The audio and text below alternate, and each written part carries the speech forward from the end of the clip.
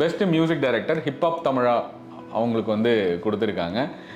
கவன் ஆல்பமை பொறுத்த வரைக்கும் ஒருவேளை வந்து கேவி ஆனந்த் சார் இருந்தாருன்னா ரொம்ப ரொம்ப ரொம்ப சந்தோஷப்பட்டிருப்பாரு. கவன் படத்துடைய கதை முதல் பாதி வந்து கபிலன் வைரமுத்து அவர்கள் எழுதின ஒரு நாவல்லேருந்து எடுக்கப்பட்டது.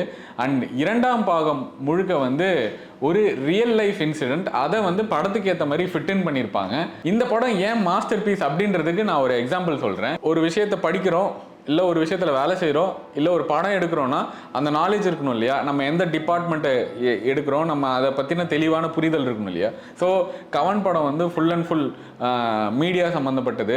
ஸோ பத்திரிகை, டெலிவிஷன் இதில் இருக்கிற நாலேஜ் வேணும். அப்போ அந்த படத்தோட ரைட்டர்ஸ்லாம் யாருன்னு நீங்கள் கேட்கலாம். இந்த படத்தோடைய ரைட்டர்ஸ் எல்லாருமே வந்து ஒரு ஜேர்னலிஸ்டாக இருந்திருக்காங்க, மீடியாவில் வேலை செஞ்சுருக்காங்க. கேவி ஆனந்த் சார் வந்து ஃபோட்டோகிராஃபராக வந்து இல்லுஸ்ட்ரேட்டட் வீக்லி, இந்தியா டுடே, கல்கி, அசைட் இந்த 4 இடங்கள்லையும் வேலை செஞ்சுருக்காரு. 5000க்கும் மேற்பட்ட ஃபோட்டோ, ஒரு 800க்கும் மேலே கவர் ஃபோட்டோஸ் வந்து எடுத்திருக்காங்க. ஸோ படத்தோட இன்னொரு ரைட்டர்ஸான சூபா, ஸோ இவங்க 2 பேருமே வந்து கல்கியில் வேலை செஞ்சுருக்காங்க அண்டு விகடனில் வந்து வேலை செஞ்சுருக்காங்க. இன்னொரு ரைட்டர் கபிலன், அவர் வந்து ஜேர்னலிசம் படிச்சுட்டு வந்தார் ஆஸ்திரேலியாவிலேருந்து. அண்ட் புதிய தலைமுறையில் கொஞ்ச நாள் வேலை செஞ்சாங்க. So everyone has the face of media.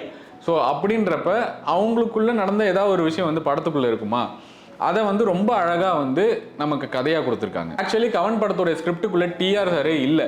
But யாராவது பொலிட்டிக்கலி நாலேஜ் இருக்கிற ஒருத்தவங்க வந்து இந்த படத்துக்குள்ளே வேணும் அப்படின்றப்ப தான் வந்து டிஆர் சாரோடைய பேர் அடிபடுது. கேவி ஆனந்த் சாருக்கு கண்டிப்பாக டிஆர் சார் வேணும். ஏன்னா இவ்வளோ வருஷமாக இருக்கார், பொலிட்டிக்கலி நாலேஜும் இருக்குது. அதே மாதிரி அவரை வந்து பேசுகிற அந்த தமிழும் அந்த பஞ்ச் வசனங்களும் வந்து ரொம்ப நல்லா இருக்கும். அது நம்ம படத்துக்கு ஒரு பெரிய ப்ளஸ்ஸாக இருக்கும்னு சொல்லிட்டு ரொம்ப நாளாக, ரொம்ப வருஷமாக நடிக்காமல் இருந்த டிஆர் அவர்களை கட்டாயப்படுத்தி, சார் இந்த ரோல் நல்லா இருக்கும், இது உங்களுக்காகவே பண்ணுறோம், இது நீங்கள் எப்படி இருக்கீங்களோ உங்களோட இயல்புலேயே இந்த படம் இருக்கும் அப்படின்ற மாதிரி சொன்னாங்க. ஸோ அந்த படத்தை ஃபுல்லாக நீங்கள் இப்போ எடுத்து பாருங்கள். டிஆர் சாருடைய ஒரிஜினல் லைஃப் எப்படி இருக்குமோ அந்த இயல்புலேயே வந்து அவர் வந்து பண்ணியிருப்பாங்க.